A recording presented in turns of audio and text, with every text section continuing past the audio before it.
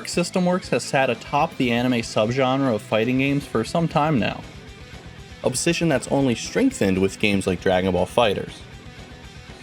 With Guilty Gear Strive, the developers meshed many of its best aspects into one: a gorgeous look, a compelling battle system, a solid roster, and excellent netcode. That doesn't mean it isn't lacking in some areas, especially compared to other popular fighting games. But Guilty Gear Strive excels where it needs to, and while it's not quite all-encompassing, it's also very good at what it does. It pits anime characters against each other in spectacular bouts filled with gorgeous effects, and, in what is one of its greatest strengths, makes it easy to do online. Strive is the new platform for Guilty Gear moving forward, following Exerd's Sign and its Revelator upgrades on the previous generation. It is still available on PlayStation 4 as well as PC, but I took the chance to see what a next-gen fighting game would look like on the PlayStation 5. The starting roster of 15 brings a good deal of variety to the table too. It's fairly straightforward with only 2 newcomers, but both the return of an older character in Anji and the retooling of various characters' kits offer a new look and new ways to play old standards. Ramlethal quickly became my main. She has big swords, good attacks, and is easily suited for my playstyle of fishing around in the neutral space for hits and punishing headstrong opponents. But even characters like Mei and Potemkin, who I've bounced off of in the past, were drawing me in this time, in Strive. As for the battle system, it gets complicated here. Guilty Gear is sometimes notorious, though not as much as other anime fighters, for having some more complex mechanics to think about. In Guilty Gear Strive, some have returned and some have gone away. I'm writing this review more for the fighting game interested, rather than the fighting game fluent. While the removal of dead angle attacks, changes to Gatling combos, and the addition of wall breaks are one thing to the latter group, the jargon might go over the head of the former. Wall breaks are the most visible change, and they're overall an interesting addition. What it means for competitive play is one thing, but at the average level, I've seen it as a reward for a good combo. It allows for a reset to neutral ground, with a momentum advantage for the player who lands the wall break, and it also looks visually cool. As for the overall systems, Guilty Gear Strive does feel more approachable than the previous games. Systems have been streamlined, options are a bit clearer, and overall, this isn't going to be as overwhelming up front. That's not to say you still can't get rocked by a sole bad guy player while trying to climb the matchmaking towers, but the on-ramp is a bit smoother than it's felt in the past. Missions help with this a bit, though they make a trade-off of sorts. There are a lot of very situational and in-depth tutorials designed to teach players everything, from the fundamentals of Guilty Gear, what is a Roman cancel, how to use faultless defense, to more intricate and demanding tasks, like canceling a Roman cancel. While it's great for getting up to speed, I wish there had been a little more focus on character-specific combos. It's a minor thing that the community usually solves, but I got used to having them as an interactive warm-up before I played. There are a few other places where Guilty Gear Strive feels leaner than other fighting games as well.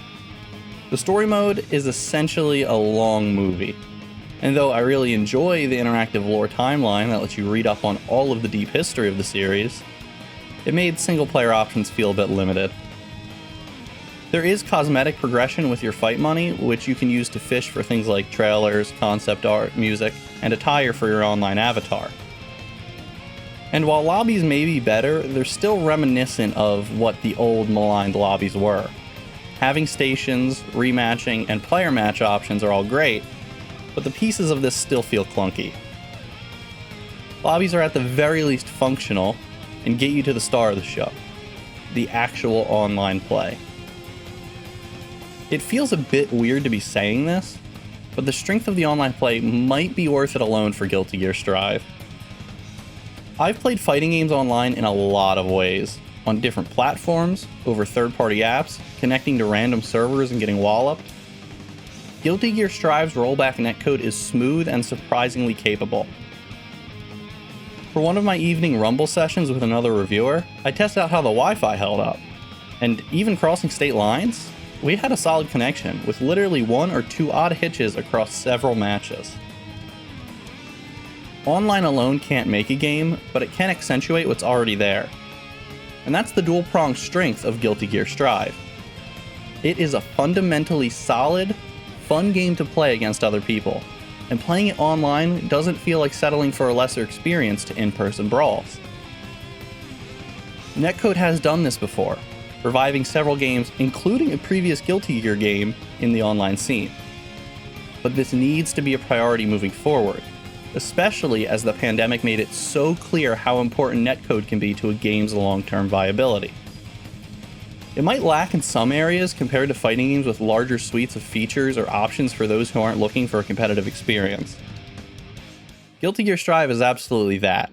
This is a fighting game you get if you want to play against other people, rather than playing through a cinematic campaign or set of CPU challenges.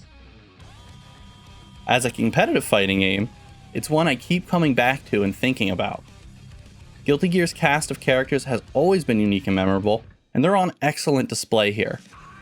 The fighting is exciting, compelling, approachable, and with enough depth to keep working and refining what I do. And its online play makes it ridiculously easy to match up against anyone, without even having to think about bad connections ruining your good times. Even if the lobbies are still, let's call them, quirky. If I was looking for an on-ramp to understanding Guilty Gear, or even one-on-one anime fighters, this is the game to do it with.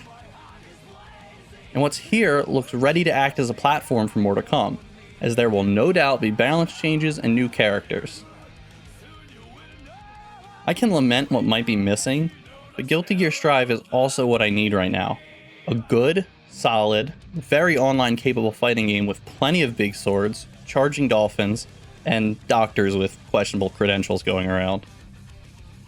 Thanks for watching. Please remember to like and subscribe. If you want to read the written version of this review, it's over on Destructoid.com. And of course, for all things news, reviews, and bullshit blazing, head on over to Destructoid.com.